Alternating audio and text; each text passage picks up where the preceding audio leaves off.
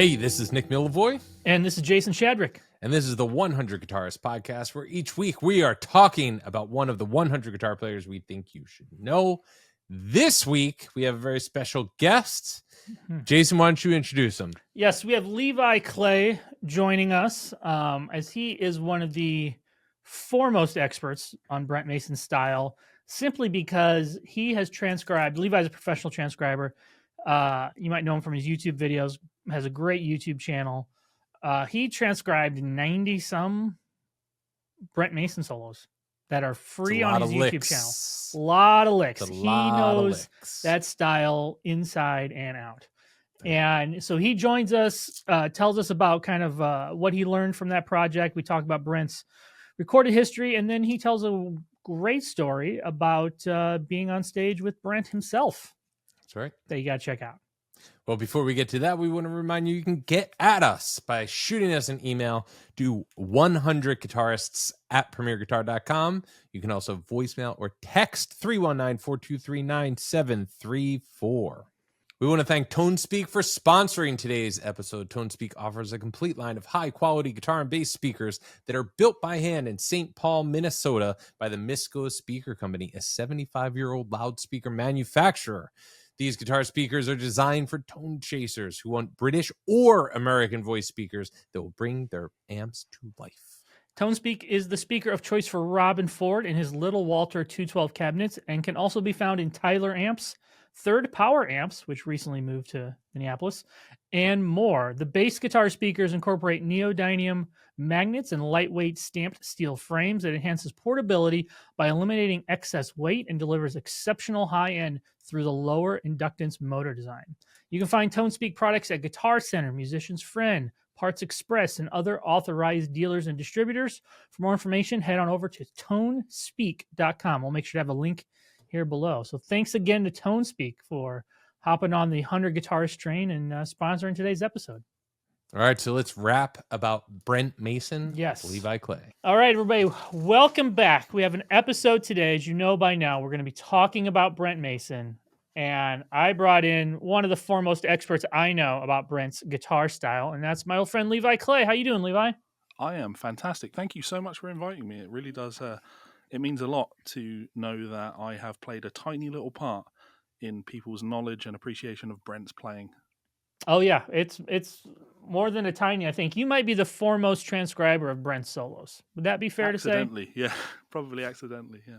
So let's just start with that. So Levi is a professional transcriber. Is that how you would describe your occupation? Yes. Okay. Well, I think when you work in music, it's probably best to describe yourself as a professional clown, especially if you make YouTube videos.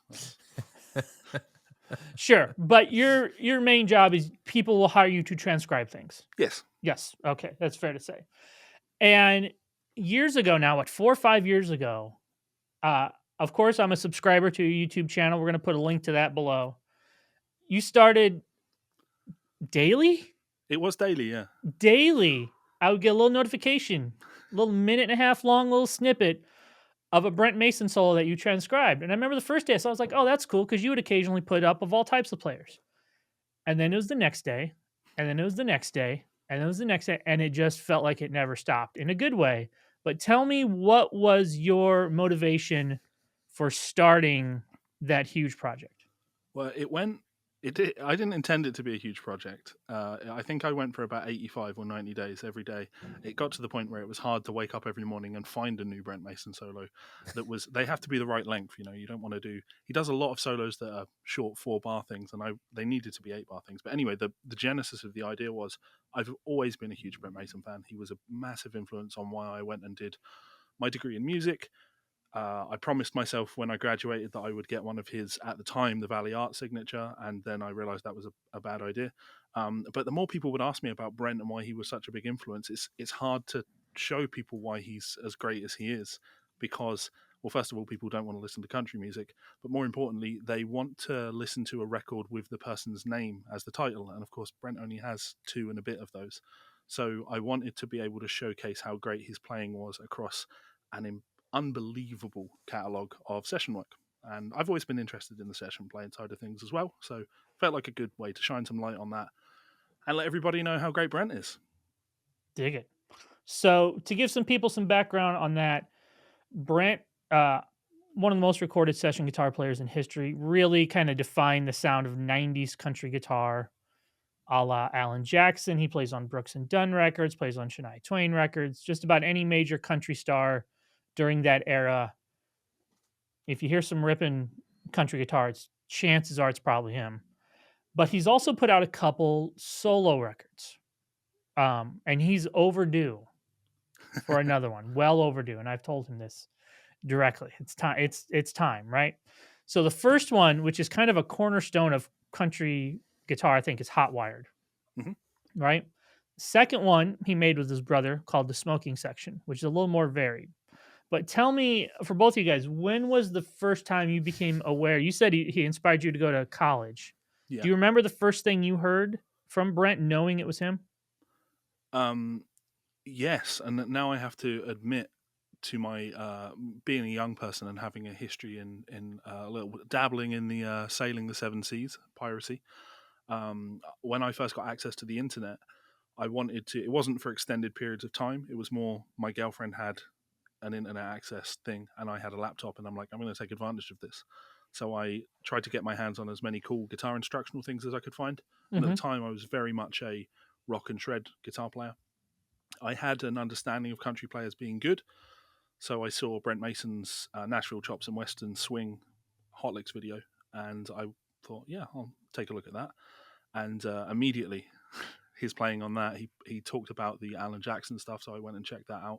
And just immediately, I was like, this is really cool, especially when he does the Western Swing side of things on there. So that was my first exposure to Brent as a player, and what a great way to be exposed to someone, seeing that they're a master of their craft. Mm-hmm. And then I went and checked out, like I say, it was I think I picked up there was an Alan Jackson compilation, the greatest hits Alan Jackson compilation, which is just full of great tunes and great guitar playing. And from there, I dug out Hot Wired and kind of took over my life for a long period of time. So when you were growing up, what was kind of amongst your guitar friends? What was kind of the overall impression of American country guitar playing in Europe? Oh, that's a really interesting question. I want to say that country isn't a huge thing over here. It is, but it's a niche. There are people that are devoted to it. There are certainly people that are really, really interested in it. It wasn't a big part of my side of the youth because I was obviously a rock and metal guy.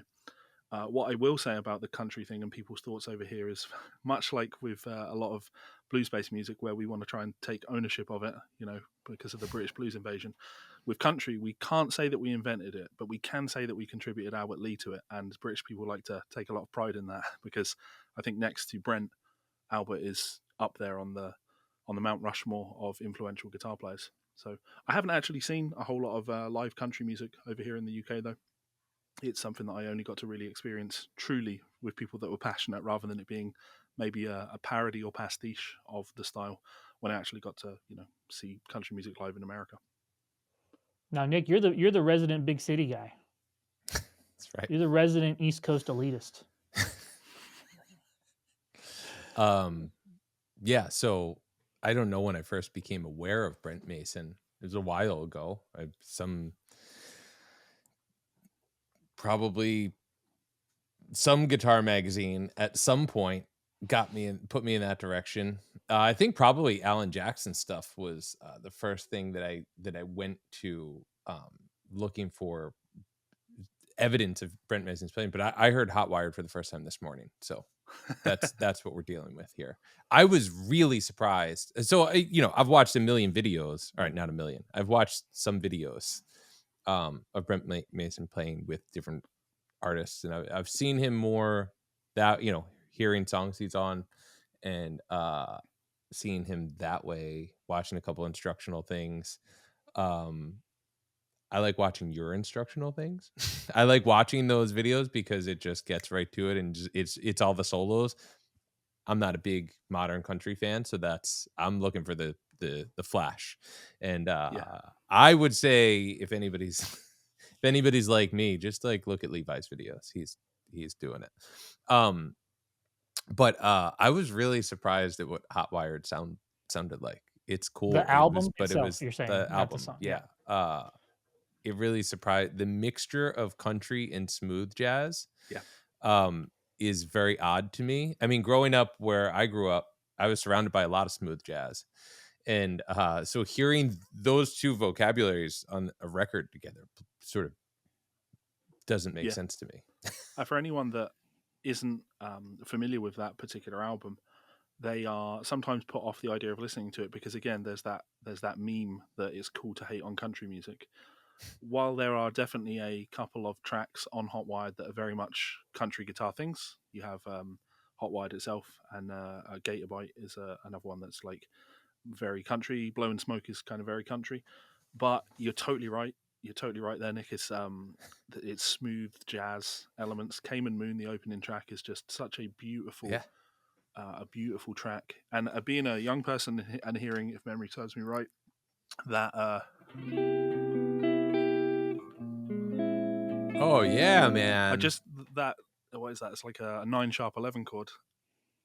Being a young rock guy and dabbling in country music, and then hearing that change, I was like, wow. What is that? How do you play melodies over that? And he's so good at that. So yeah, people should check that record out. It's amazing. Yeah, it's really interesting. And he's one of the few guys who have somehow, with his, and I want to talk about his picking style, has really copped that Benson feel. And for so many people who kind of go after that, who try to do the Benson style picking, he is as far away from that as you can imagine. Yeah, that's interesting. You know what I mean? The first time I saw him live, I was doing a workshop in Murfreesboro, Tennessee, and he was a guest artist, and it happened to be on his birthday. So him and his brother and his parents all came to the workshop, and we got him a birthday cake and everything. And there was about 15 or 20 of us there. I was directing the camp. There was about 15 or 20 of us there, and he sat there all afternoon and played guitar, played tunes with his brother and his family, and had birthday cake, and it was incredible. And he brought his actual Telecaster that we all know, and he literally just passed it around to anybody who wanted to play it. Yeah. What? You know? And I mean, I thought I was going to see some grown man cry. So he passed around the guitar. We all got to try it and play it and not sound like him. Shockingly. But he would come back every year. And then so he also had this band called The Players, which was all like the A-list session cats, like Eddie Byers, Michael Rhodes, Paul Franklin, John Jarvis, I think, was in it. And one of the nights we were there in Murfreesboro, I said, oh, The Players are playing, maybe it was Third and Lindsley, I think is what it was.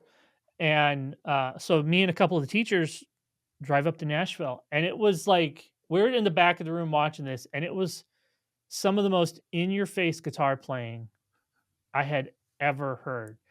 And because these guys were just letting it rip. And I'm like, it's the type of gig where like you're looking at your friends, you're with like, is this really happening? Like, is this really happening? And because at that time, plus, you know, again, I'm living in Iowa, growing up in Iowa, I wasn't getting the chance to go see him live. And at that point, I don't know how often he really played out live. He was really heavy doing sessions. So we was lucky that we were able to do that and see him not only in a workshop setting, but in a live setting. But man, the Players really, that was the band, you know. The Players, they're a great band, and they do have a record. And it's not unfortunate. I think that's the nature of live music.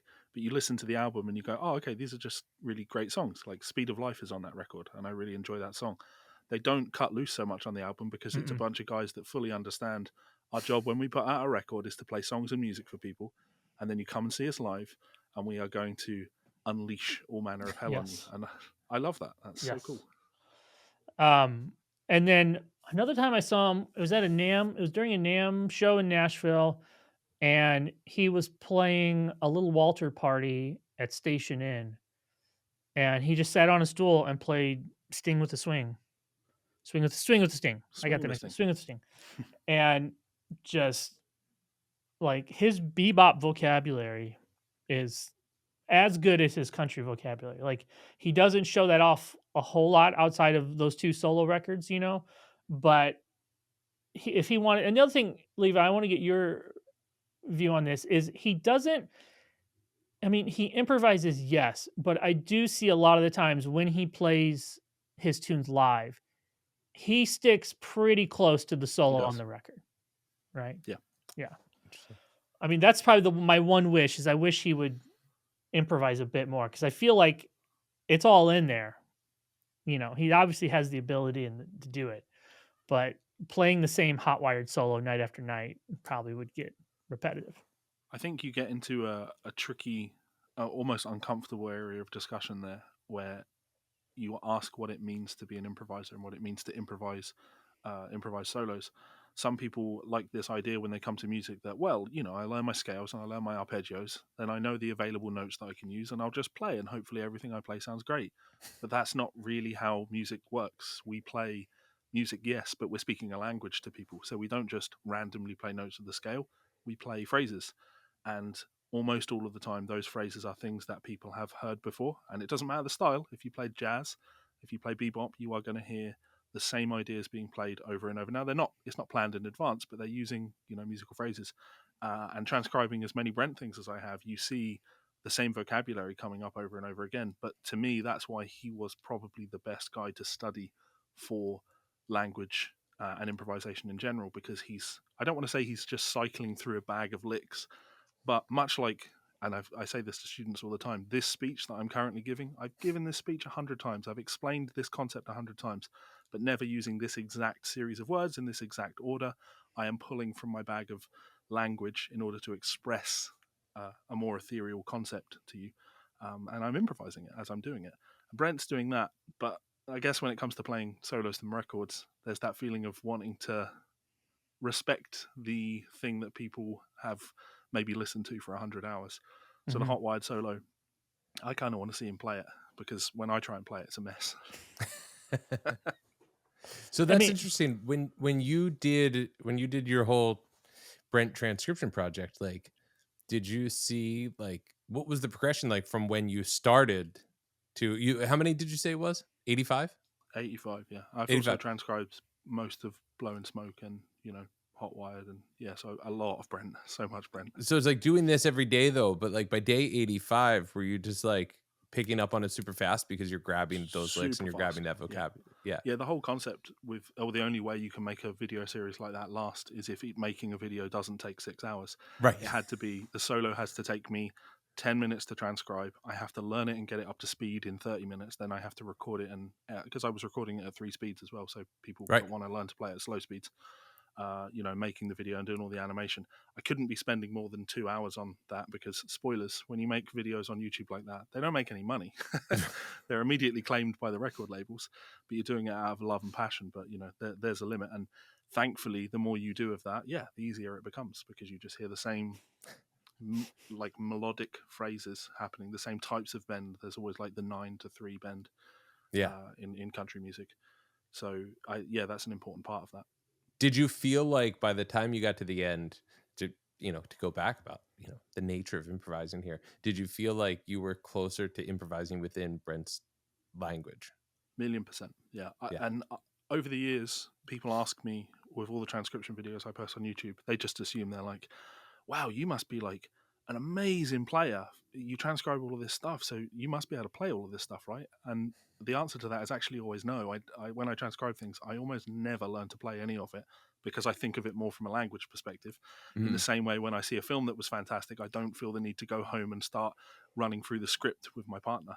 I take on the conceptual ideas and hope that they kind of seep into my playing. But Brent is one of those players where, because I did all of the playing in the transcriptions, I did manage to soak more of that in. And now when I play country music, I really just sound like a lesser Brent.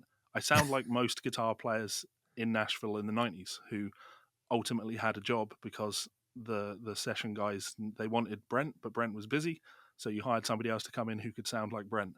And that's when you study enough of his licks, it helps you to be able to kind of slip into that zone. Almost like putting on an accent, I think would be another way of putting it. Yeah. That's really interesting. Tell us so you learned vocabulary from this Brent project, but what's surprising to you after you got through all these solos about Brent's playing?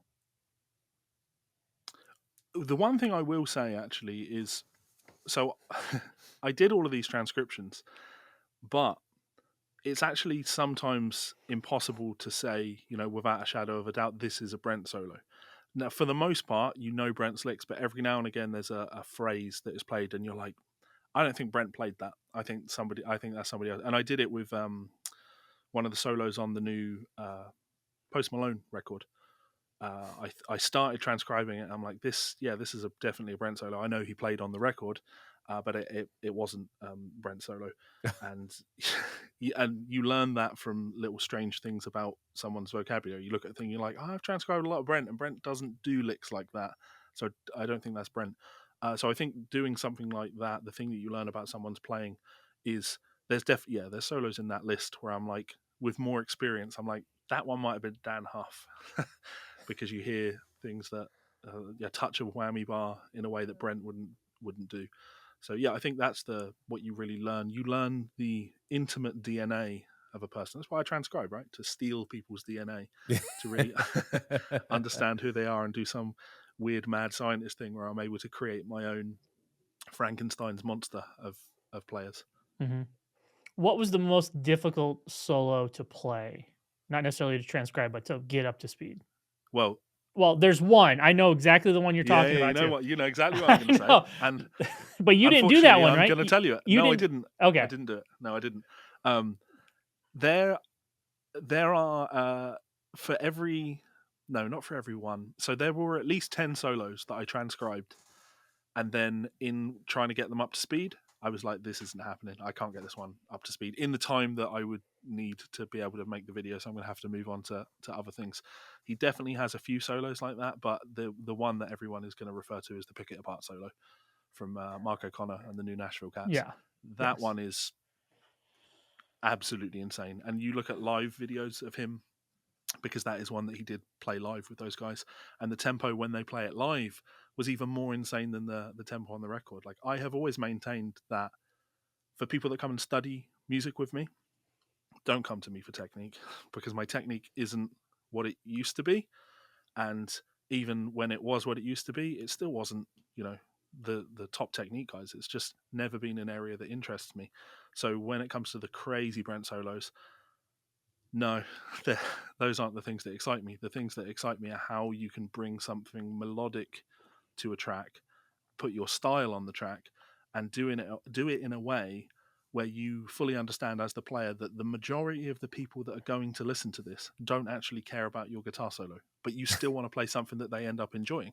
That's like, the average country music fan is not going to enjoy Brent's solo on Pick It Apart, because that's, showing off.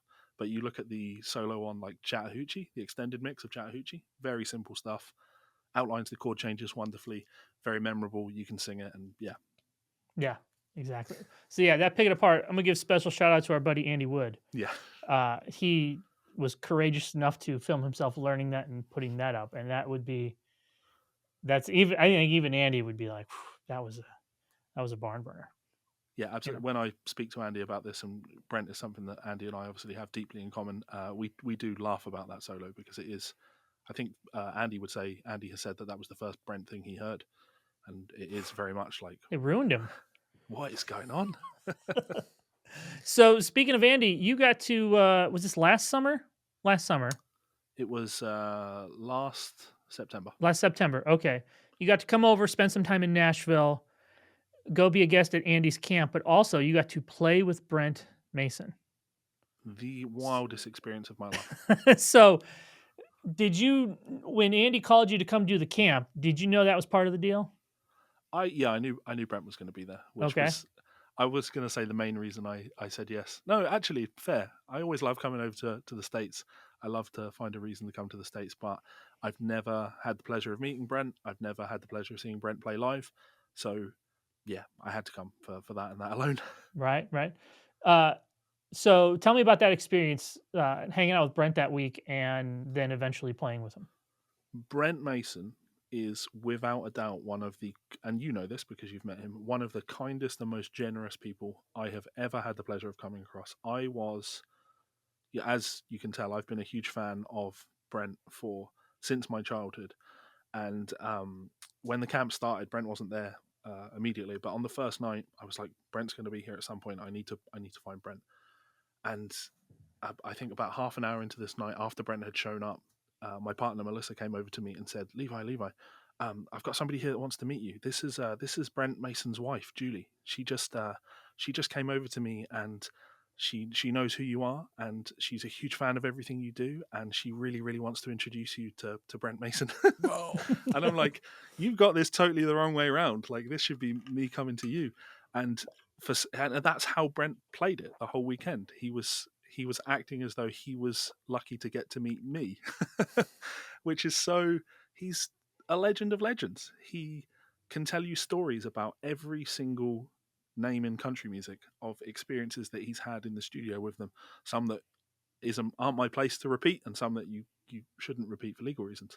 And he would just share all of these stories and just treat you like a friend on the first meeting. So that, I'm so much more interested in the fact that I got to sit and have dinner with Brent Mason 3 nights in a row and listen to his stories than I am saying I got to stand on stage and play music with Brent Mason. That's nowhere near as exciting as Brent the person to me. Mm-hmm. That's great. And then what did you guys play? More of that. What did you guys play? What did we play? We played. It was jam stuff for the end of experience thing. And why am I drawing a blank on the tunes that we were playing? The main thing I was focused on was I didn't fly over with a guitar, because I don't like flying with a guitar for obvious reasons. So I had no guitar at the event. I would just be having to pick up a guitar here and there, and I'm never fussy about the guitars that I play. But then I think it was the first night, Daniel Kimbrough said, right, tomorrow you're going to be up on stage with everybody playing Rooster. Is that okay? And I'm like, sure, I'll go back to my hotel room without a guitar and try and work out how to play that one. Because I didn't know the tune. So I went back and did my best, sort of transcribed the harmony parts on my laptop, and then conceptualized me playing this thing, and then got to stand up and play that. So I was more focused on that than the actual tunes. The tunes were just, were generic, playing over blues, rocky, country things that everybody is comfortable playing in. And I don't remember any of it. I blacked out because I just got to look over to my right, and there was Brent Mason standing there. I'm like, I've got no business being here. I'm going to turn my volume down and just stand at the back. There is no better example of a bucket list moment than getting to share a stage with Brent Mason. Like, wow. Oh, I'm sure. Yeah, he was definitely aware of you before that, because through your transcription stuff, because I had talked to him about it. But so obviously Julie was aware of you. Did Brent mention anything about that? It's like, why would you transcribe 91 of my solos or whatever? I guess that's the interesting thing about Brent. Like, he is fully aware of how much of a legend in music he is, but it plays no part in his view of the world. Yes, he knows that he's a legend and incredibly influential, and he knows that everybody has stolen his ideas and made their playing out of the things that were essentially him things. And he looks at those things and takes more of the angle of, why would somebody do that? I'm just me. I'm just Brent Mason. So no, he took no interest in why I would do something like that. He was more interested in me, the person, which is, again, like one of the greatest people I've had the pleasure of meeting. A human rather than somebody that needs to be consumed by ego, or, you know what I mean? Mm-hmm. Like, just that's so cool. Yeah. Have you ever done anything, Levi? I know we're huge fans, with Jimmy Herring. I've never done anything directly with Jimmy. I've obviously done columns for Premier Guitar Magazine. I did some Jimmy Herring stuff. I've transcribed a lot. He's one of those players. I would love to post some videos of playing Jimmy solos, but his playing is like, he's a very similar in spirit guy to Brent. Like, all that stuff you said about Brent, he's the other guy that comes to mind. That, when I was lucky enough to hang out with him a few times, the exact same vibe. Exact same vibe. It's great. So to kind of wrap up here, Levi, the kind of goal, I think, for these episodes is they might not be familiar with Brent's playing. They might know some things to do. So I need to ask you two questions. One, what would be a track or tracks that you would point people that if they want to really dip their foot into Brent's style. And I would add to that and just say, what are also some things, maybe since we know you have your guitar set up, can you show us some examples? You stole my second part of the question, Nick. You read ahead in the book. We didn't even script this out. That was going to be the next thing, is like, after transcribing all these solos, what's the most Brent-ism you could play? How does somebody hear a solo and go, oh, that's a Brent solo? Yeah, okay. It's like I'm sat here with good cop and good cop. It's Yes. good cop. All right, I'll hit this. No, I'll hit this. There we go. So, the thing with playing as many Brent solos as I have, it's less about what the greatest solos are, and it's more about getting in the mindset of the player. And the thing that I would advise people really study when they are looking at Brent stuff is to understand the difference between a country guitar player and a blues or rock guitar player. Brent is going to outline the chord changes, and he's going to do that it's not a particularly overly complicated way. The notion is simply, if you're playing over an F chord, so I've got a transcription up with the Chattahoochee solo. It starts on an F, but I don't have actually the chords of this solo written above the transcription, because the line, when you look at the lines, it's so obvious what the harmony is, because that's the playing style. So I think learning, the thing to take from Brent is, if you're on an F playing, and he likes to do bending behind the nut, that as a line, you can study it and say, what is it that we're doing here? I'm on an F chord, starting on the root. This is all just F triad. And then, but why am I doing this? Why am I bending my D up a semitone? Because it's the flat 7 of F, and he's going to treat all of his major chords as dominant chords. He's going to play, dominant sounds on all these. So playing that, and then we go, and it's the same thing. I look at that melodically, it's the same thing. When you take bends like this, you want to look at them and say, what am I playing? I'm over a C chord at this point. So I'm playing the 5th of C and the 9th of C. Bending the 9th up to the 3rd. But then, why am I playing a B flat? Again, helps to create that C7 sound. And then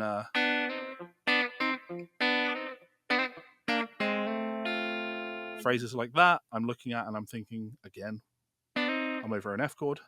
You get this from listening to the track. Playing the 5th and flat 7 of F against the root note. And then in Chattahoochee, you have a D7 chord there, which is, of course, non-diatonic. It's not we're in the key of F, but it's not. We're in C. We're not in any of them, actually. We treat all chords as dominant chords. So we go to a D7, and what's he going to play?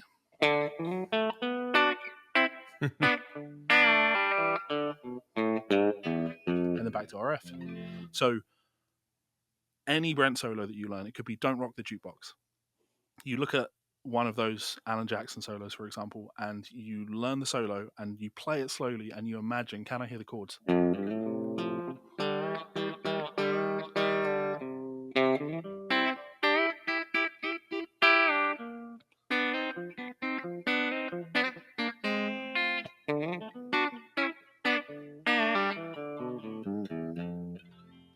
That's like, studying Brent is about understanding, and studying anyone is about understanding how they hit chord changes and how they outline chord changes, or how they choose to not outline chord changes. But Brent, he's all about outlining those chord changes.